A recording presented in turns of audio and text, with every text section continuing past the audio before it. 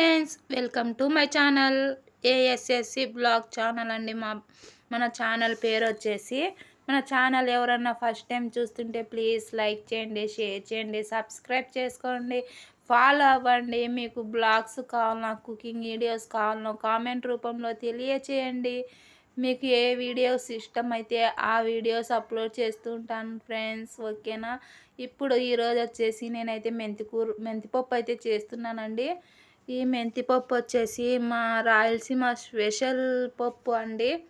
చాలామంది మెంతిపప్పు అంటేనే ఇంకా రాయలసీమ స్పెషల్ అని తెలిసిపోతుందండి. కడప జిల్లాకు స్పెషల్ ఫేమస్ అండి ఈ మెంతిపప్పు అనేది.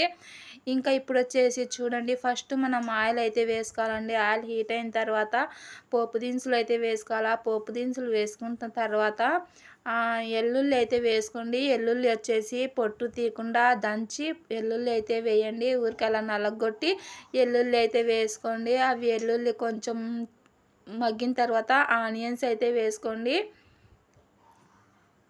చూడండి, ఇలా ఆనియన్స్ అయితే వేసుకొని బాగా ఇలా కలుపుకుంటూ ఆనియన్స్ కలర్ చేంజ్ అయ్యేంత వరకు ఇలా అయితే వేయించుకోవాలండి. ఇంకా ఆనియన్స్ కొంచెం మగ్గిన తర్వాత ఇప్పుడు కరివేపాకు అయితే వేస్తున్నానండి.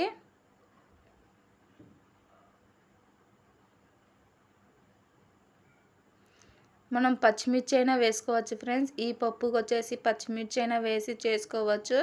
ఇప్పుడు నేనైతే వట్టిమిర్చి అయితే వేస్తున్నానండి. ఇప్పుడు వచ్చేసి చూడండి, ఆనియన్స్ కొంచెం గోల్డ్ కలర్ వచ్చిన తర్వాత ఇప్పుడు వట్టిమిర్చి వేసేసి కారానికి సరిపడేమైనా వట్టిమిర్చి అయితే వేయండి.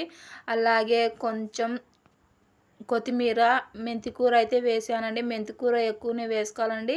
మెంతిపప్పు అంటారు కాబట్టి ఇంకా మెంతికూర అయితే ఎక్కువ వేసుకోవాలండి. అలాగే మెంతికూర అంటారు, గట్టిపప్పు అంటారు, ఇంకా అలా అయితే చెప్తారు. ఇంకా ఇప్పుడు వచ్చేసి చూడండి, ఇలా బ్యాళ్ళు అయితే ఇప్పుడు నేను కడుగుతున్నానండి. చాలామంది కడగకుండా బ్యాళ్ళు అయితే అలానే చేస్తారు. ఈ పప్పుకి వచ్చేసి నేనైతే ఇలా బ్యాళ్ళు ఒకసారి కడిగి వేస్తానండి. కందిపప్పు వచ్చేసి కడిగి నేనైతే వేస్తానండి. అలాగే వేయకోకుండా కడిగి అయితే వేస్తాను, ఓకేనా. ఇప్పుడు బ్యాళ్ళు అయితే వేసుకోండి. ఆ తర్వాత టమాటా పళ్ళు అయితే వేసుకోండి. వేసుకున్న తర్వాత ఇప్పుడు బాగా ఈ పప్పుని కొంచెం నూనెలో అలా కలర్ చేంజ్ అయ్యేంత వరకు ఇలా కలుపుతూ ఉండండి.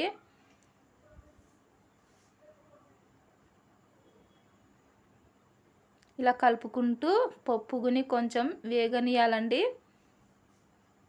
నూనెలో అలా వేగనిస్తే ఈ పప్పు అనేది టేస్ట్ చాలా బాగా వస్తుందండి. ఇంకా తర్వాత వచ్చేసి చూడండి, ఇంకా వాటర్ అయితే వేసుకోండి, నీళ్ళు అయితే వేసుకోండి.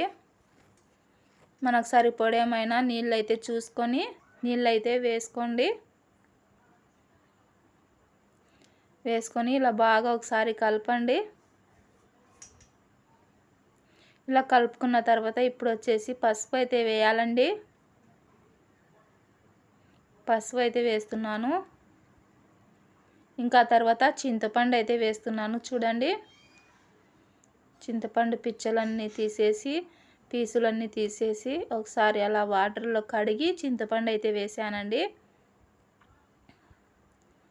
ఇంకా తర్వాత వచ్చేసి మూత పెట్టేసి ఒక 4 విజిల్స్ రానిచ్చుకున్న తర్వాత ఇంకా మనం రాముకుంటే కమ్మనైన పప్పు అయితే రెడీ అయిపోతుందండి. ఈ పప్పు చేసుకుంటే కడుపు నిండా తినచ్చు ఫ్రెండ్స్, ఓకేనా. ఇంకా ఇప్పుడైతే చూడండి, పప్పు ఎంత బాగా వచ్చిందండి. చాలా కమ్మగా ఉందండి పప్పు అయితే. ఈ పప్పు ఎంతమంది చేస్తారో, అలాగే ఈ పప్పు ఎంతమందికి తెలుసో కామెంట్ రూపంలో తెలియచేయండి.